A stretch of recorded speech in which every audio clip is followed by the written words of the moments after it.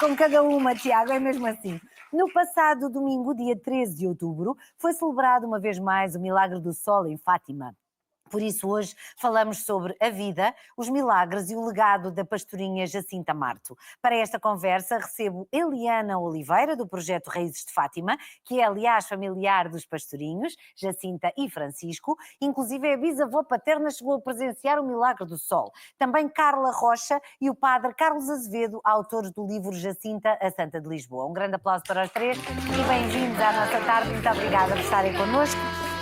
Bom, vou começar como se faz com os livros, da esquerda para a direita, e portanto começo por conversar com a Eliana, também autora de um livro sobre o qual já vamos falar, mas primeiro gostava que me explicasse essa ligação familiar aos pastorinhos. Pois é, e o sotaque esconde essa ligação, E é verdade, não o é? sotaque do Brasil, não é? É verdade. Na verdade, meus pais são de Fátima, Tânia, os dois. Sim. E a minha mãe nasceu, inclusive, na Rua dos Pastorinhos. Ela era vizinha da Lúcia, praticamente, mas Sim. pelas dificuldades da época, a família foi para o Brasil. Minha mãe ainda era pequenina. Uhum. E o meu pai foi com 18 anos fugindo do exército, né? Certo. Da tropa, naquela época, Exatamente. 3 anos a lutar no ultramar. Se conheceram lá, então eu nasci no Brasil. Sim. Meus pais ainda moram no Brasil, são portugueses e ainda moram no Brasil. E nós costumávamos vir todos os anos para Fátima, visitar a família. E com 18 anos eu resolvi fazer a faculdade e me apaixonei pelo país, não consegui mais sair. Olha que bom. E essa ligação familiar é qual, afinal? Então, na verdade, o meu bisavô materno era tio da Jacinta e do Francisco, irmão do Timarto, do pai Sim. dos Santos Pastorinhos. É uma ligação distante, né? Ou seja, prima em terceiro grau, né? Temos Certo, mais de 100 anos a nos separar. Muito bem, mas é prima na mesma e na realidade também se percebe, se todos nós, não sendo familiares, nos sentimos de alguma forma chegados àqueles três meninos, então tendo alguma ligação ainda que distante, ainda mais. O que é que a apaixonou em Fátima ao ponto de estarmos perante um projeto chamado Raízes de Fátima? Olha, Fátima sempre fez parte da minha vida, desde sempre, não é? Todos os anos nós vínhamos passar as férias em Fátima com a família, então estar ali sempre fez parte da minha vida e a devoção da família, claro, né? Sempre tão presente. Quando as aparições completaram 100 anos, eu tive um chamado, Tânia, um momento inquestionável em que eu teria que mudar de vida. Então mudei de casa. O que é que aconteceu? Eu tive um instante, é muito difícil colocar em palavras, mas na procissão das velas, no dia 13 de maio de 2017, na presença do Papa Francisco, uma certeza de que eu deveria abraçar esta mensagem e divulgar e tocar o coração de outros também. Porque toda essa parte da minha família permanece no Brasil, eu sou a única que moro cá. Sim, pois exatamente. Então mudei para Fátima e fundei então o Raízes de Fátima, não é? E o que é? O Raízes tem a missão de tocar o coração dos peregrinos, ou seja, em visitas guiadas presenciais ou com todo um trabalho online que nós fazemos, inclusive com a Carla, Certo. aqui. Nós fazemos conversas todas as sextas-feiras online, sempre com convidados que nos levam mais próximos a esse amor materno de Nossa Senhora, e e-books gratuitos, temos uma Via Sacra com Maria, cursos, inclusive, um deles chamado As 13 Lições de Fátima, enfim. Tudo que nós fazemos é sempre com essa missão de divulgar este amor, de tocar o coração das pessoas neste amor. E que livro é este? Pois é, esse livro é recente. Foi lançado agora em julho e é uma partilha, na verdade, das minhas experiências enquanto guia, porque eu e a minha equipe aqui, que são todos, e que eu mando um abraço para todos eles, nós acolhemos peregrinos em Fátima. E peregrinos para nós são todos. Cheguem a pé, de cavalo, de bicicleta. Certo, claro. Ou de carro. Ou de carro. A Lúcia tem uma frase que ela diz que enquanto estamos na Terra, somos todos peregrinos a caminho do céu. Certo. Portanto, eu enquanto guia ouço ainda, não é? Histórias lindíssimas das pessoas que vêm, cada uma com um motivo diferente. E essas histórias, muitas delas tocaram-me profundamente e isso acabou se transformando neste livro, que é uma partilha de coração, de ingratidão por tudo o que tem mudado na sua vida também, sem não é? dúvida. E tocado na vida dos outros. Carla, bem-vinda uma vez mais à nossa tarde, muito obrigada. Tal como o padre Carlos Azevedo, juntos vocês têm também este projeto de livro e é exatamente pela Carla que eu começo para falar. Nós já falámos muito sobre os três pastorinhos, não é? E portanto, por todos eles, tal como eu dizia há pouco, temos cada um de nós um bocadinho de um colo no coração pela admiração também que temos enquanto mundo católico, naturalmente. Quem foi Jacinta, a Santa de Lisboa? A Jacinta é a mais pequenina dos três e é aquela que, de alguma forma, me chama mais a atenção, precisamente por isso. Porque tem, na altura das aparições, 7 anos. E quem nos dera a nós mesmo nos tempos de hoje, 100 anos depois, com 7 anos, ter a maturidade que a Jacinta teve perante tudo isto. É a menina que, quando Nossa Senhora diz ireis, pois, ter muito que sofrer, diz logo que sim. E era a menina que a própria Lúcia diz nas suas memórias que tinha o defeitozinho de amoar e o da garrada. Era a menina para quem os outros ficavam em segundo plano.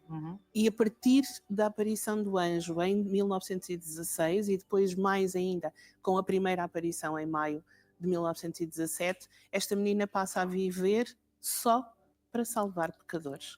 Só para os outros. Se der tempo, ela pensa nela. E conhecemos-la também, Padre, bem-vindo à nossa tarde, muito obrigada. E porquê Santa de Lisboa? Porque na realidade nós conhecemos muita coisa daquilo que foram os milagres de Fátima, mas normalmente não associamos a Jacinta a Lisboa. Eu creio que estamos ainda a começar a descobrir um bocadinho esse mistério, que é tão importante porque, na realidade, na tradição católica, nós consideramos o santo do sítio onde eles partem para o céu. E então, nesse sentido, é que a Jacinta acaba por ter uma preponderância muito significativa na cidade de Lisboa, porque não sabemos ainda, se calhar ainda não conseguimos encaixar toda a importância da sua vinda, mas ela veio a falecer em Lisboa. Partindo daqui, podemos dizer que a Jacinta é a Santa de Lisboa e tem tantas lições para nos transmitir que já começámos a aflorar um bocadinho também nesta mensagem que procuramos passar ali. Que lições? Muitas das lições têm a ver com cada um dos pequenos pormenores da sua existência e da sua vinda. E tentámos também trazer essas lições para aquilo que é a vida das pessoas hoje em dia, porque de facto são fantásticas. Eu sou capelão do Hospital Dona Estefânia, onde ela partiu para Deus, e estou ali há 22 anos, onde vou recebendo imensos sinais, imensas mensagens, imensas visitas de peregrinos, porque a Estefânia é um bocadinho de Fátima em Lisboa também. Todas as semanas quase temos peregrinos que vêm do mundo inteiro. Infelizmente os portugueses estão muito pouco ainda atentos a esta maravilha, mas já começam a ser cada vez mais os portugueses que também estão mais sensíveis. Então, ali nós vamos percebendo muito daquilo que já vai sendo o papel da Jacinta em ter vindo a Lisboa. E há algumas das lições que podem passar. Lembro-me há 22 anos, quando cheguei à Estefânia, entrevistei algumas das enfermeiras mais idosas. Tinham algumas delas 90 anos, portanto, não tinham estado exatamente no tempo da Jacinta, mas quase logo a seguir. E elas falavam muito daquilo que foi, ao longo até de um tempo muito difícil em termos religiosos, como é que foi significativa toda a influência inspiradora da Jacinta na sua passagem pela Estefânia. E de que forma? Por exemplo, uma das coisas que nós falamos no livro, o livro é da minha autoria, da Carla, e também da Maria Anderson, que é uma senhora que vive nos Açores e que ilustra, também nos dá o prazer de ilustrar o livro. A Jacinta faz uma coisa absolutamente notável, que é continuar, como eu disse, a ser inspiradora. Até 1980, os pais só podiam trazer as crianças à Estefânia e não podiam permanecer. Imagina o que era, tem um filho muito doente, leva-o à consulta, ele tem que ser internado e os pais têm que voltar para casa e a criança fica sozinha lá, ao jeito da Jacinta. Estamos a falar de 1980, até os anos 80 isto aconteceu. Ora bem, podemos imaginar que tudo isto é dilacerante para o coração de uma mãe e de uma criança. Pelo menos da mãe, do pai também, claro está. Não é? Claro. Então, pensando nisso, muitas das enfermeiras foram as que pressionaram, inspiradas na Jacinta que esteve lá sozinha, pressionaram imenso para que os pais pudessem ficar a acompanhar a tempo inteiro as crianças. E é só em 1980 que sai um decreto-lei em que os pais podem ficar pelo menos um a acompanhar a tempo inteiro. Sim. Tudo isto é muito marcante.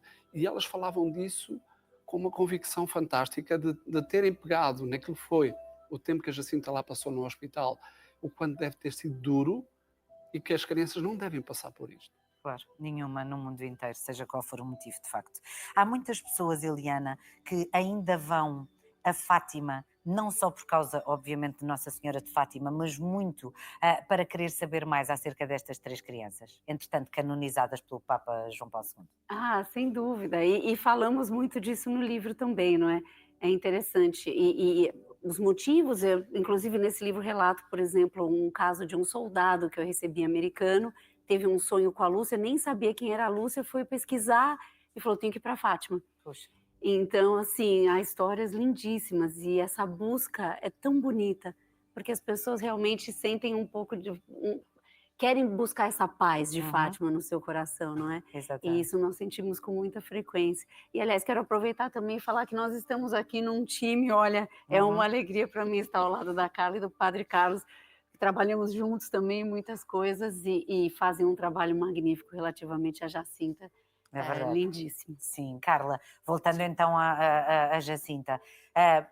Porquê Jacinta Marto? Ou seja, eles eram 3, é certo que a irmã Lúcia foi a mais preponderante também nesta questão dos milagres e dos segredos e daquilo, e de facto dos segredos.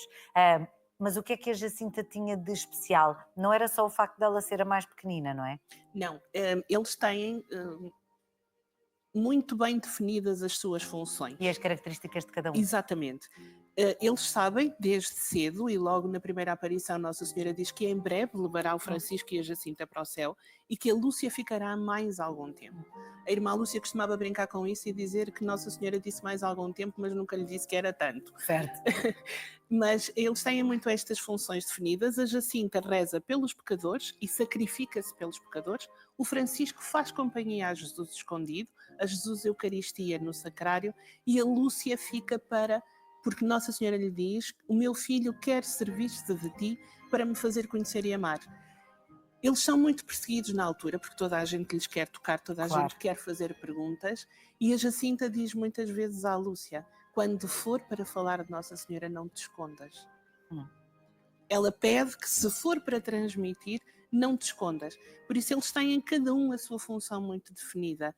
E a valentia e a heroicidade desta criança, com 7 anos, que se entrega desta forma por cada um de nós, para nos salvar.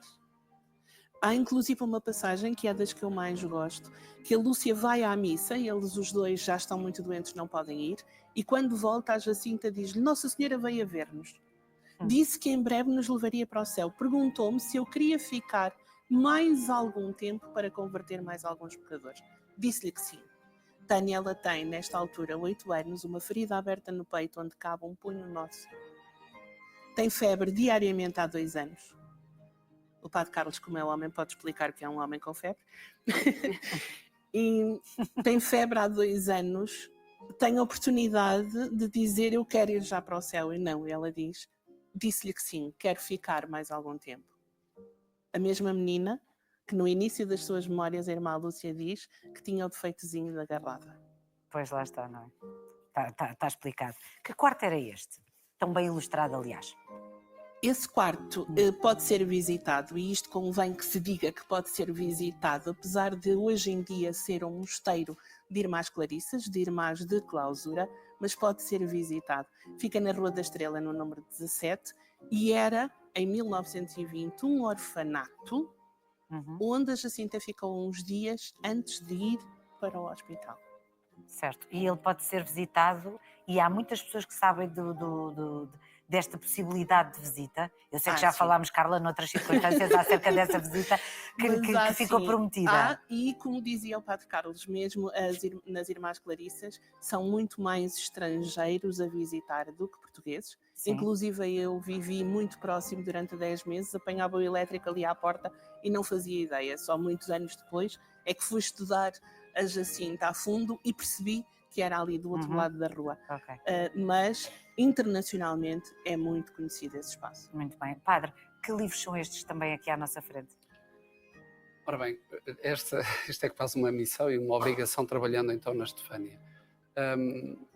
Pegando um bocadinho naquilo que é um gosto, penso que começa a chegar, que é o gosto de passar também algumas das nossas experiências um bocadinho também a escrito, pegámos, e da nossa criatividade, peguei um bocadinho em 2 histórias, uma delas a Belota, que é uma história que fala um bocadinho sobre a vida do pai e da mãe da Jacinta e do Francisco, e a Arca, que é uma narrativa do dia 13 de outubro de 1917, precisamente o dia então que se assinalou há dias. Como é que terá sido aquele dia? E como é que terá sido aquele dia? Porque fala-se mais do 13 de maio.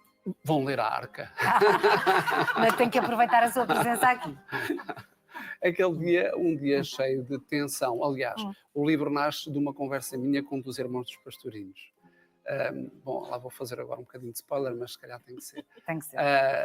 Uma conversa um dia com o João Marto, para no ano 2000, ele viveu sensivelmente até o ano 2000, e numa conversa que tive com ele, eu perguntei-lhe, então no dia 13 de outubro, você foi até à Cova de Iria? A pergunta mais básica e mais popular que qualquer pessoa Claro, faria. lógico. E ele disse, não. Então vocês não viram nada? Nada. Os nossos pais levaram apenas o Francisco e a Jacinta e os outros fecharam-nos numa arca. E porquê?